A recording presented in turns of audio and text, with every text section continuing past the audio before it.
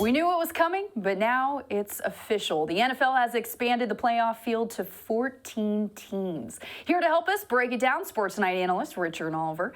Richard, this decision means 2 wildcard spots are added, and there will now be 3 wildcard teams in the NFC, 3 in the AFC, for a total of 7 playoff teams per conference. How drastically does this change the landscape of the NFL postseason?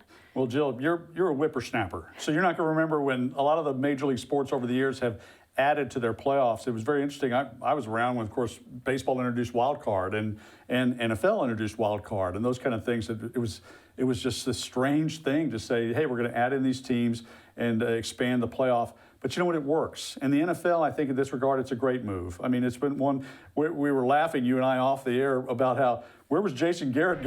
He's probably somewhere saying, I'd still have a job if they added another team in the NFC over the last few years. But it's really a great move, and it's a money move. Now, there's no doubt about that. Obviously, for players, it's something that's a different thought because they've got to play another game. It's a physically taxing game.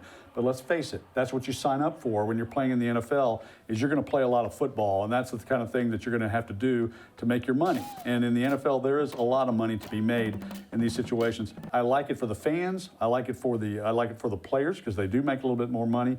And I like it for a lot of those teams that are on the bubble that have an opportunity to be the wild card surprise team every year.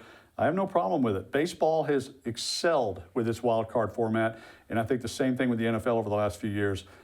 Wild cards can really kind of disrupt things. I have every reason to believe that this will bring nothing but good things for the league, and I love your example of baseball's wild card postseason as well. Now, on top of expanding playoffs, players also approved the installment of the 17-game season. Mm-hmm. Now, this change won't take place until the 2021 season, but who do you see this change impacting the most? Well, obviously the veteran players, the ones who have running backs, guys who are on the field for so many snaps who take impact so time and time again.